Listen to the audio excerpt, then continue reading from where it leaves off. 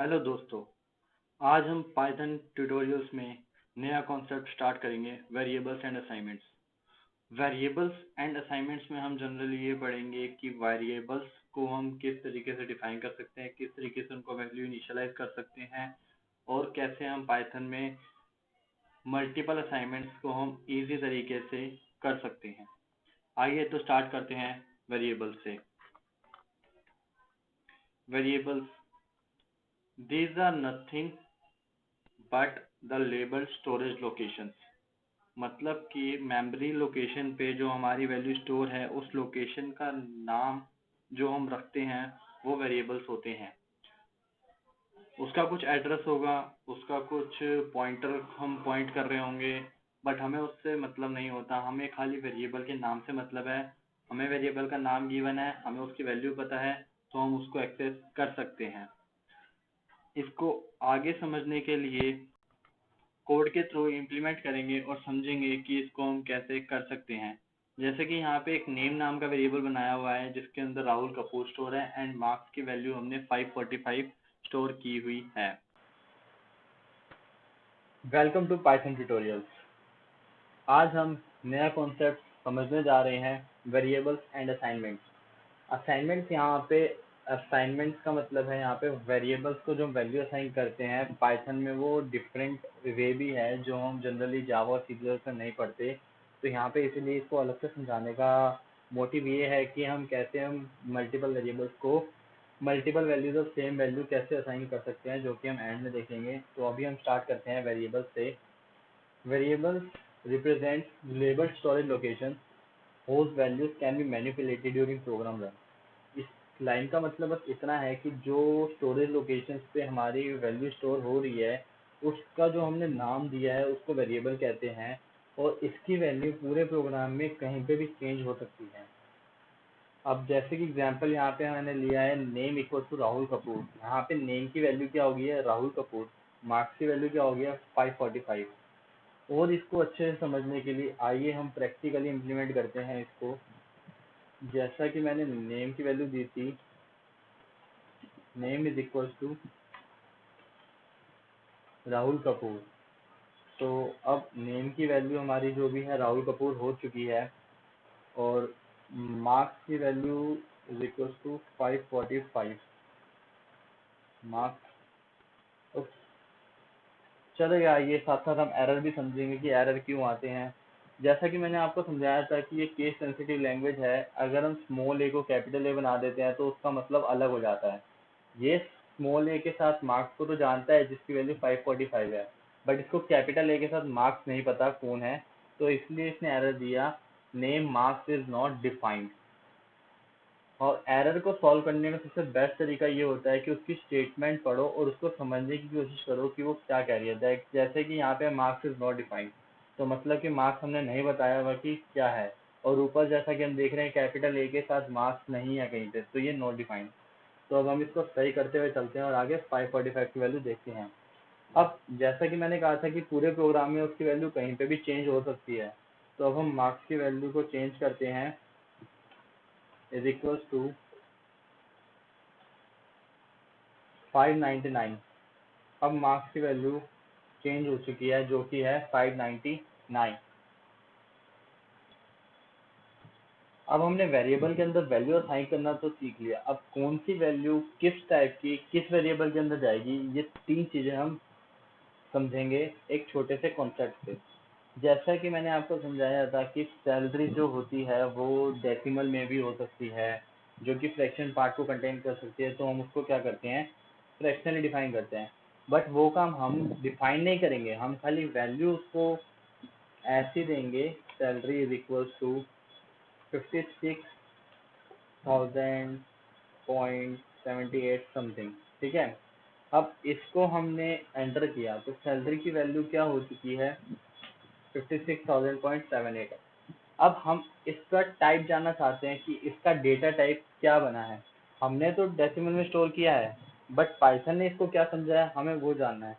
तो हम क्या करेंगे, टाइप एक फंक्शन होता है जो कि क्या प्रेजेंट करता है, किसी भी वेरिएबल का डेटा टाइप आपको दे देगा। Class float.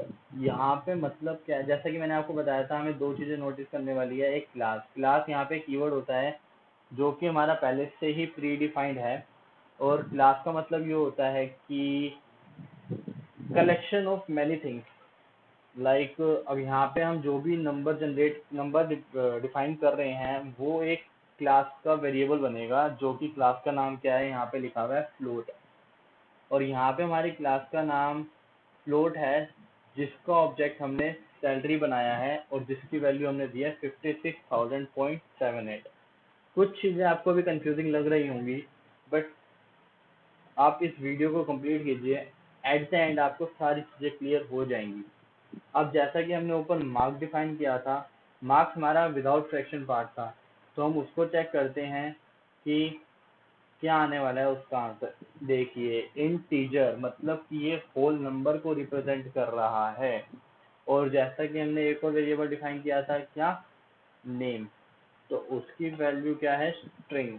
स्ट्रिंग जैसा कि मैंने आपको बताया था, लिटरल्स होते हैं स्ट्रिंग, मल्टी लाइन और सिंगल लाइन। यहाँ पे सिंगल लाइन स्ट्रिंग है और स्ट्रिंग को हम शॉर्ट फॉर्म में रिप्रेजेंट करते हैं यहाँ पे str से। और ये चीज़ आप जरूर याद रखिएगा, आगे हमें बहुत यूज होने वाली है। कौन सी चीज़ हम किस वेरिएबल को इनिशियलाइज करेंगे, जैसे कि अगर स्टूडेंट का नेम इनिशियलाइज करना है वेरिएबल के अंदर, तो उस वेरिएबल का डेटा टाइप स्ट्रिंग होगा। अगर मार्क्स करने हैं तो वो फ्लोटिंग पॉइंट होंगे। अगर आपको रोल नंबर स्टोर करना है तो वो इंटीजर टाइप होगा। अगर आपको ग्रेड स्टोर करने हैं तो वो स्ट्रिंग टाइप होगा। A B C D are alphabet, so it will be a string type.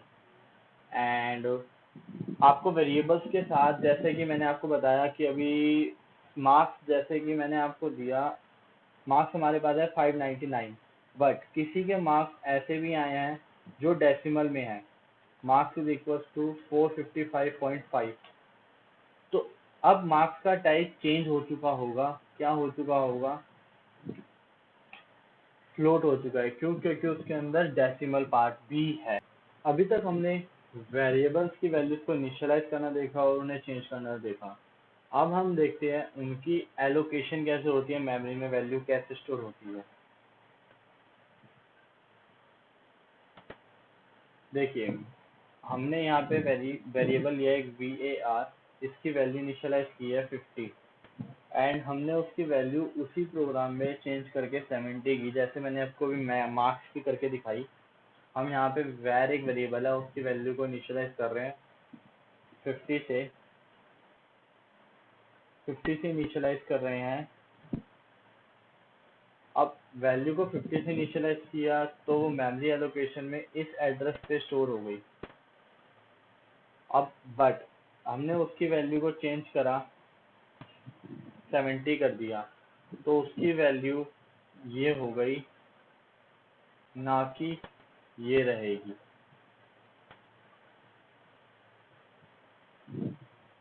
Value अगर 50 थी तो ये वाला एड्रेस था, अब 70 हो चुकी है तो ये उसकी लोकेशन होगी, ये नहीं रहेगी। ऐसा होता है पाइथन में मेमोरी एलोकेशन। आइए अब हम देखते हैं कि बाकी प्रोग्रामिंग लैंग्वेजेस में कैसे मेमोरी एलोकेशन होता है वेरिएबल्स का। जैसे हमने यहाँ पे वैर इक्वल टू 50, वैर की वैल्यू 50 इनिशियलाइज की, तो हमारे पास एक मेमोरी एलोकेशन हो गई जिसका एड्रेस 34930 था, और समथिंग कुछ भी हो सकता है, और हमने उसकी वैल्यू 50 इनिशियलाइज कर दी। अब हमने उसकी वैल्यू 70 इनिशियलाइज की, तो हमारे पास उसी एड्रेस पे जो नई वैल्यू है वो जाके ओवरराइट हो गई। और जबकि पाइथन में ऐसा नहीं होता था, पाइथन में हमारे पास नई वैल्यू के लिए नया एड्रेस एलोकेट होता है। इसी से रिलेटेड एक कॉन्सेप्ट आता है म्यूटेबिलिटी और इम्यूटेबिलिटी। उसको हम एक अलग वीडियो में अच्छे से समझेंगे जब हम थोड़ा आगे बढ़ जाएंगे। आगे के लिए हम समझते हैं मल्टीपल असाइनमेंट। ओ सॉरी, उससे पहले हमें समझना है डायनामिक टाइपिंग। डायनामिक टाइपिंग क्या होती है? जब हम एक वेरिएबल को वैल्यू इनिशियलाइज करें एक टाइप की, और उसी प्रोग्राम में हम उसी वेरिएबल की वैल्यू को दूसरे टाइप की इनिशियलाइज कर दें, तो उसको हम डायनेमिक टाइपिंग कहते हैं। बाकी प्रोग्रामिंग लैंग्वेजेस में ऐसा करना अलाउ नहीं था।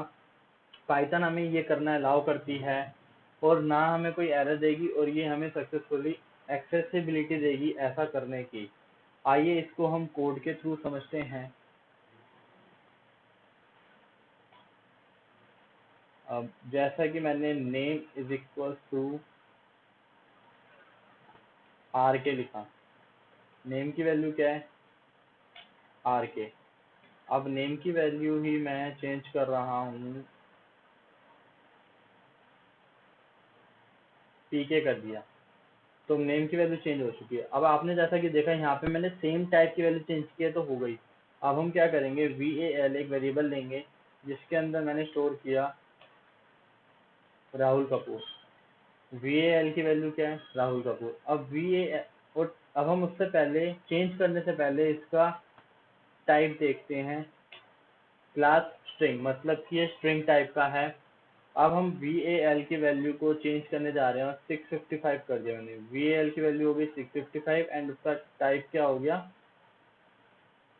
इंटीजर। मतलब कि हम स्ट्रिंग को इंटीजर में, इंटीजर की वैल्यू को, वेरिएबल को स्ट्रिंग में चेंज कर सकते हैं, स्टोर कर सकते हैं। अब आइए आगे समझते हैं असाइनमेंट। असाइनमेंट कैसे होती हैं। अगर आपको एक से ज़्यादा वेरिएबल में सेम वैल्यू इनिशियलाइज करनी है तो आप ऐसा करके लिख सकते हैं उसके अंदर। आइए इसको हम प्रैक्टिकल इम्प्लीमेंट करके देखते हैं। x is equal to Y is equal to 34। x की वैल्यू हमारे पास 34 है, y की वैल्यू भी हमारे पास 34 है। तो आपने देखा कि मल्टीपल असाइनमेंट में मल्टीपल वेरिएबल को सेम वैल्यू असाइन करने का शॉर्टकट तरीका ये होता है, जबकि ये दूसरी लैंग्वेजेस में हमारे पास नहीं है। अब हम क्या करेंगे, assigning multiple values to multiple variable. हमें अलग अलग वैल्यू अलग अलग वेरिएबल को असाइन करनी है। तो जैसा कि यहाँ इस स्टेटमेंट में लिखा हुआ है, यहाँ की फर्स्ट वैल्यू फर्स्ट वेरिएबल के पास जाएगी, सेकंड वैल्यू सेकंड वेरिएबल के पास और थर्ड वैल्यू थर्ड वेरिएबल के पास जाएगी। आइए अब इसको इम्प्लीमेंट करके देखते हैं।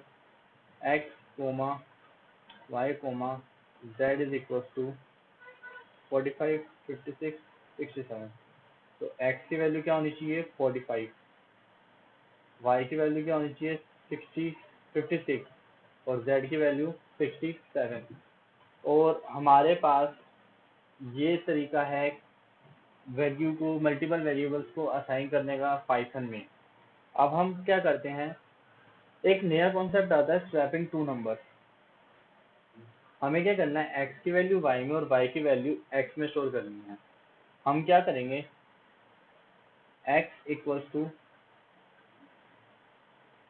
x की वैल्यू को कहीं पे स्टोर कर लेंगे। जैसे कि एक टेम्प वेरिएबल लिया, टेम्प इज इक्वल्स टू मैंने x की वैल्यू स्टोर कर ली, ठीक है। अब टेम्प की वैल्यू को x के अंदर स्टोर करा है और x की वैल्यू किसके अंदर स्टोर कर ली y के अंदर, और y के अंदर किसकी वैल्यू स्टोर कर ली टेम्प की। अब x की वैल्यू क्या होगी 56, y की वैल्यू क्या होगी 45। पहले x की वैल्यू क्या थी यहाँ पे देखिए 45 और y की वैल्यू क्या थी 56। तो अब हमारी यहाँ पे वैल्यू चेंज हो चुकी है। इसको हम थोड़ा लॉजिकली देखते हैं स्लाइड्स के थ्रू। आइए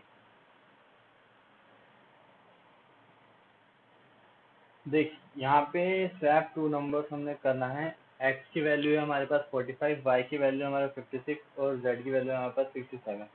x और y की वैल्यू को हमें स्वैप करना है। तो x और y की वैल्यू स्वैप करने के लिए हमने x की वैल्यू को 45 रखा, y की वैल्यू को 56।